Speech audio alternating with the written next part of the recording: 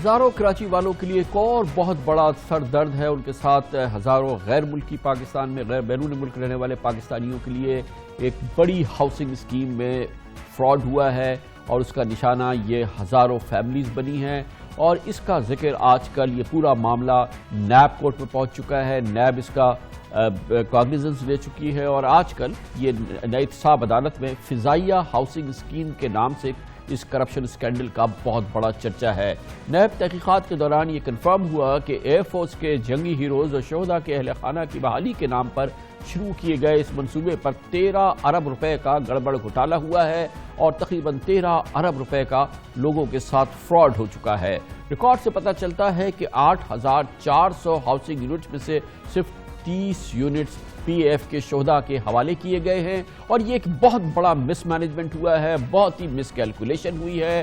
P F کے officers جو کہ اس معاملے میں اس اسکیم کے ساتھ انوالو ہوئے تھے, جنہوں نے کہ پاکستان ایئر فورس کا نام دیا تھا, شاید ان کو اس کا اندازہ نہیں ہوا یا جو کچھ بھی ہے. بہرحال یہ پاکستان ایئر فورس کے لیے ایک بہت بڑی انویسٹیگیشن کا معاملہ ہے. فضائیہ ہاؤسنگ اسکیم کا افتتاح فروری 2015 میں ہوا تھا, جس کے تحت 50% پلاٹس اور اپارٹمنٹس پی ایف کے آفیسرز کے لیے رکھے گئے تھے, جبکہ دیگر 50% سویلین کے لیے مختص کیے گئے تھے. اس پروجیکٹ کا آغاز 2 کمپنیوں کے اشتراک سے ہوا تھا, جن میں مبینہ طور پہ پی ایف کا ڈائریکٹوریٹ آف پروجیکٹس اور میگزمز پراپرٹیز اور مارکیٹنگ شامل تھی. میگزم کمپنی کے سویلین الاٹیز سے لین دین کی ذمہ داری تھی. قراردادی کے بعد پروجیکٹ میں 6,000 سے زائد الاٹیز نے بکنگ کرائی. اب تک الاٹیز نے اربوں روپے کی سرمایہ کاری کر رکھی ہے. زمین پر دسمبر 2017 سے کوئی ترقیاتی کام نہیں ہوا, نہ کوئی روڈ بنی, نہ کوئی پانی بچھانے کی لائن آئی, نہ بجلی کی کوئی ایکٹیویٹی ہوئی ہے.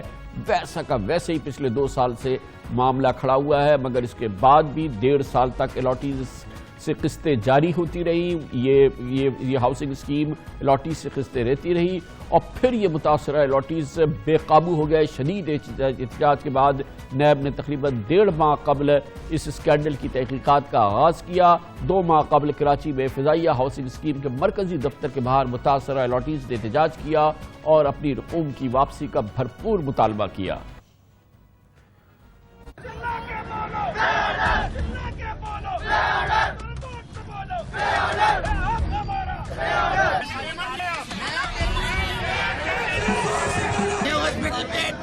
ابھی ہاسپٹل سے آ رہی ہوں. یہ 75 لاکھ روپیہ میرا گیا اور انہوں نے ایک لیٹر نہیں بھیجا کہ ایک لیٹر بھی بھیجی. آپ تنکا جوڑ کے ہم لوگوں نے ایک پیسہ جمع کیا. 4 سال کے بعد ہمیں پتہ چلا کہ بھائی یہاں پر تو تعمیراتی کام ہی بند ہو گیا ہے. کل نیب کورٹ نے فضائیہ ہاؤسنگ اسکینڈل میں زیر حراست میگزم کمپنی سے وابستہ دونوں بلڈرز تنویر احمد اور بلال تنویر کے ریمانڈ میں 14 دن کی توسیع کی. دونوں ملزمان پر پی اے ایف کے آفیسرز کے ساتھ مل کر بڑے پیمانے پر عوام کو دھوکہ دینے کا الزام ہے اور یہ بات سامنے آئی ہے کہ اس سلسلے میں بنیادی جو ضروریات تھی وہ بھی پوری نہیں کی گئی. بالکل ایک اندھیر نگری چوپٹ راج کا معاملہ تھا. اس کی مزید تفصیلات ہمارے ساتھ شیئر کریں گے. ہمارے ساتھ موجود ہے ہمارے نمائندے خصوصی اختیار کھوکر. بہت بہت شکریہ اختیار کھوکر صاحب.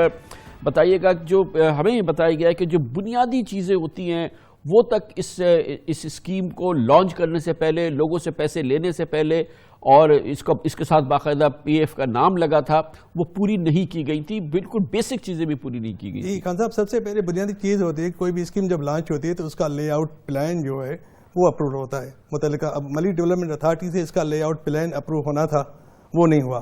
اور اس کے علاوہ سندھ بلڈنگ کنٹرول اتھارٹی سے این او سی جاری ہونی تھی. یہ ایک بنیادی چیزیں ہوتی ہیں اور اس کے بعد ہی کوئی باقاعدہ اسکیم لانچ ہو سکتی ہے اور لوگوں سے پیسے لیے جا سکتے ہیں.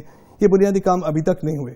لیکن یہ بتائیے گا, جب اس میں کچھ بھی نہیں ہوا تھا, لوگ پیسے جمع کرا رہے تھے, یہ لائنیں لگ کے پیسے جمع ہو رہی تھی, تو کوئی سرکاری محکمہ جو ہے وہ اس نے لوگوں کو خبردار نہیں کیا, اس نے ان کو نہیں پکڑا, پی ایف کو نہیں بتایا جا کے کہ یہ آپ کے نام پہ آپ یہ جو کر رہے ہیں یہ پی ایف کا نام اس میں لگا ہوا ہے, یہ اس کی کوئی بنیاد نہیں ہے, کسی نے کچھ نہیں کیا. جی خان صاحب, یہ میں نے سوال کیا آج میں ایم ڈی اے کے دفتر بھی گیا تھا اور سندھ بلڈنگ کنٹرول اتھارٹی کے جو افسران ہیں ان سے بھی رابطہ کیا, تو ان سے میں نے بنیادی سوال یہ کیا کہ یہ تو کھلے عام ہو رہا تھا, یعنی کنسٹرکشن ہو رہی تھی آپ کی زمینوں پہ, آپ کے علاقے میں کنسٹرکشن ہو رہی تھی, لوگوں سے پیسے لیے جا رہے تھے, تو اس وقت آپ لوگ کیا سوتے رہے, کیا؟ تو ایک سوال کا جو جواب ہے وہ صرف یہ انہوں نے دیا کہ چونکہ اس کے پیچھے پی ایف کا پاکستان فضائیہ کا نام تھا، اور یہ بھی کہا گیا کہ اس سارے جو معاملہ ہے، یہ اسکیم ہے، اس کو پرسو کرنے میں بھی ان کا رول رہا، مطلب مبینہ طور پہ. تو اس لیے یہ جو ادارے ہیں ان کا مطلب جواز تو بے بنیاد ہے، ان کو کارروائی کرنی چاہیے، لیکن وہ جواز یہ دے رہے ہیں کہ کیونکہ ایک بڑا نام ہے. اچھا یہ بتائیے، یہ جو پیسے جمع کیے گئے اتنے، یہ بتایا گیا کہ 2017 سے سب کچھ بند ہے، مگر لوگوں سے جو ہے ان سے انسٹالمنٹس جو ہے وہ مسلسل لیتے رہے. یہ جو پیسے جمع کیے گئے 10-15 ارب روپے جتنے بھی ہیں، یہ پیسے گئے کہاں ہیں؟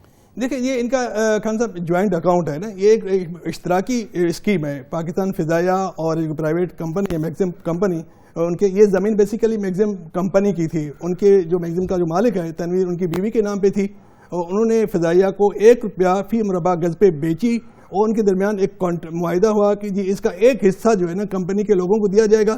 تو یہ ایک جوائنٹ اکاؤنٹ میں یہ پیسہ گیا، اور یہ جوائنٹ وینچر تھا. اور اب جو ہے وہ یہ کمپنی جو ہے میگزم کمپنی، یہ کورٹ میں بھی گئی ہے آربیٹریشن کے لیے، اور ان کا یہ کہنا ہے کہ یہ اس پہ جو اکاؤنٹ آپریٹ ہونا ہے اس پہ فضائیہ والے ہم سے تعاون نہیں کرے، اور پیسے کا اکاؤنٹ کی آپریشن بند ہے. ان کے درمیان اختلافات پیدا ہو گئے ہیں. اور میگزم والوں کا فضائیہ والوں کا یہ کہنا ہے کہ ان کو جو کام کرنے تھے میگزم کمپنی کو، وہ انہوں نے پیسے لیے اور انہوں نے وہ کام کیے نہیں ہیں. تو وہ اختلاف کی وجہ سے یہ سارا معاملہ رکا ہوا ہے، اور نتیجے میں یہ جو الاٹیز ہیں بیچارے وہ بھگت رہے ہیں سارے معاملے کو. بہت بہت شکریہ جناب اشتیاق کھوکر ہمارے ساتھ موجود ہے. کمرشل بریک، اس کے بعد